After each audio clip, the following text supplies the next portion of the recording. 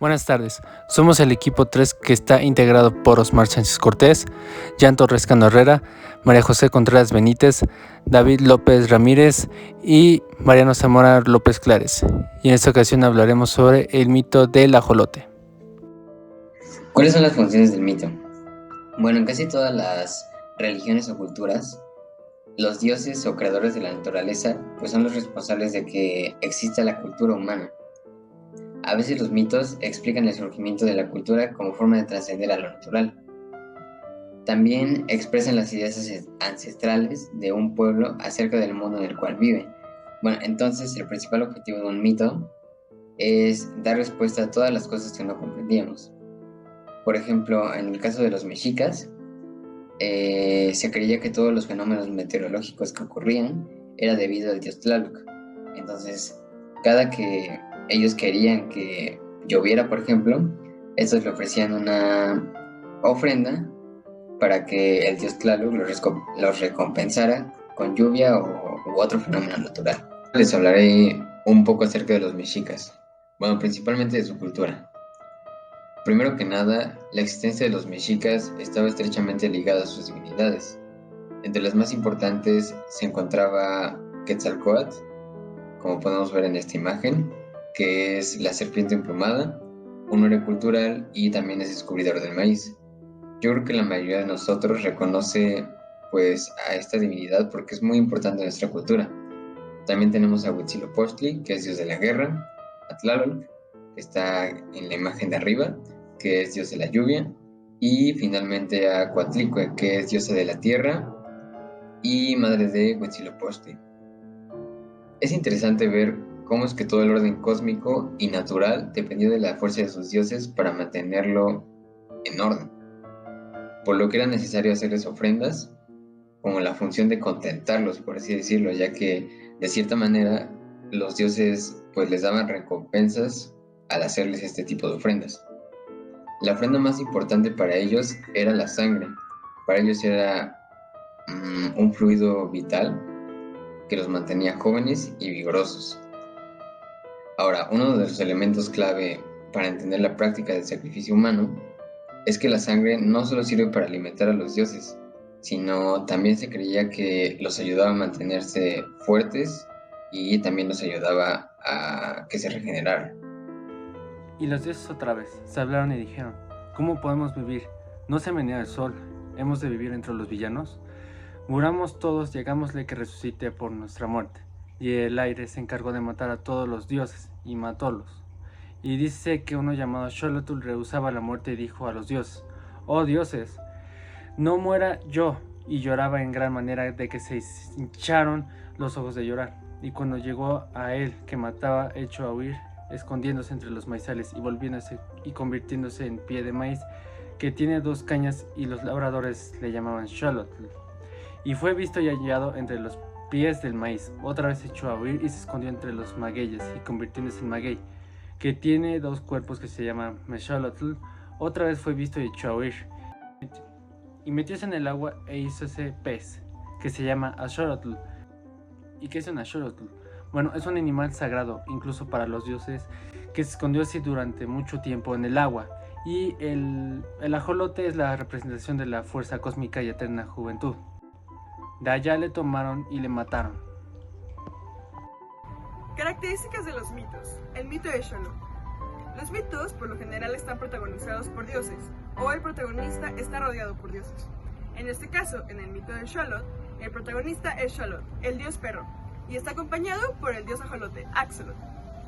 Además, en este mito podemos ver otra característica muy importante, que es buscar un origen. Por ejemplo, podemos tener el origen de la Tierra, pero en este caso, en el mito de Xolotl, podemos ver el origen del Sol, la Luna y el tiempo. De este mito también podemos destacar una de las características más importantes de los mitos, que es la cronología secuencial. Es decir, que este mito sigue un inicio, desarrollo, clímax y conclusión. En el inicio podemos ver la presentación de los dioses, la problemática. En el desarrollo podemos ver cómo el dios Xolotl no quiere morir, entonces va en busca de una solución, que viene siendo el ajolote, o el dios Axolotl. Después, en el clímax podemos ver cómo es recuperado el dios Xolotl, o el dios perro. y cómo después del sacrificio podemos ver la conclusión del problema. Y así es como se ve una cronología secuencial en nuestro mundo. Del mito de Xolotl también sale la creencia de que cuando el sol se esconde, es decir, el atardecer, es cuando el sol visita el inframundo, creado por Xolotl.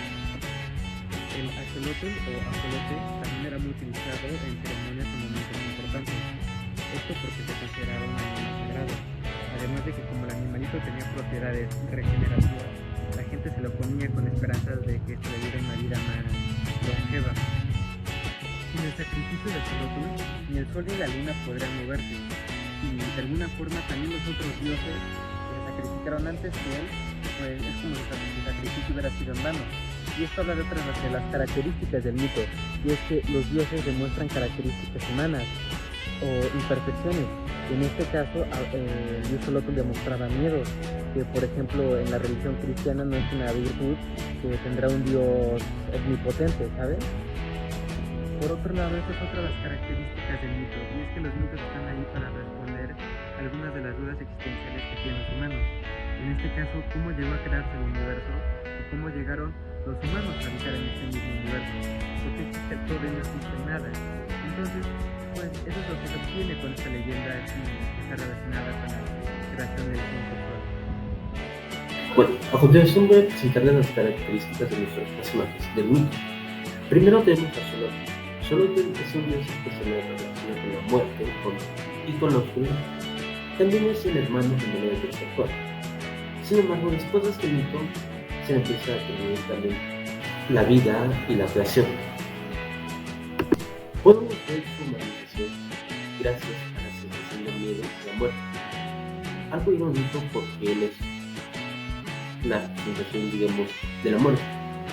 También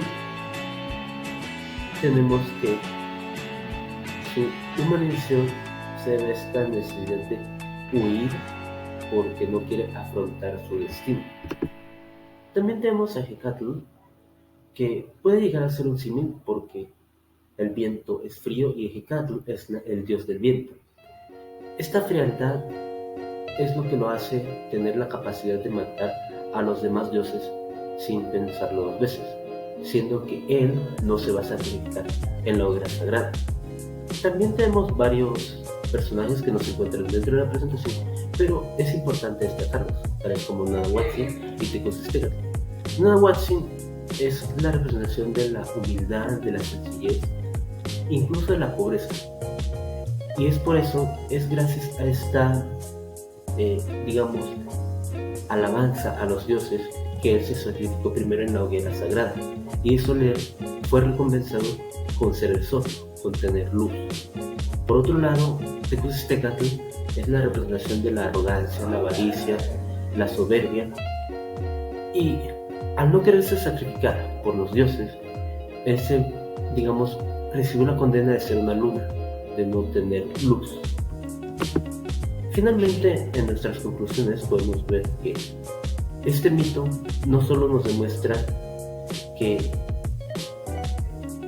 tuvo una gran influencia dentro de la cultura mexica para ser tan importante el sacrificio, sino que también nos demuestra que el destino no lo podemos evitar, tal y como nos lo narran con Xolotl, porque Xolotl huyó una y otra vez de su destino, de la muerte, se convirtió en maguey, en maíz y en ajolote para intentar evitar a Hecatl, pero Hecatl siempre lo logró encontrar, finalmente hasta llevarlo a la muerte. Y bueno, aquí es importante hacer una analogía para comprender a la cultura mexica, y es que si los dioses se sacrificaron para crear vida, para crear tiempo, yo que soy un ser humano y he recibido todas estas bendiciones, ¿por qué no me tengo que sacrificar? Y bueno, estas son nuestras referencias. Primero tenemos a Xolotl, que es el título de una página que se centra en los ajolotes, y recordemos que nuestro mito tiene que ver mucho con el ajolote, porque Xolotl se convirtió en ajolote, que recordemos era un dios comestible.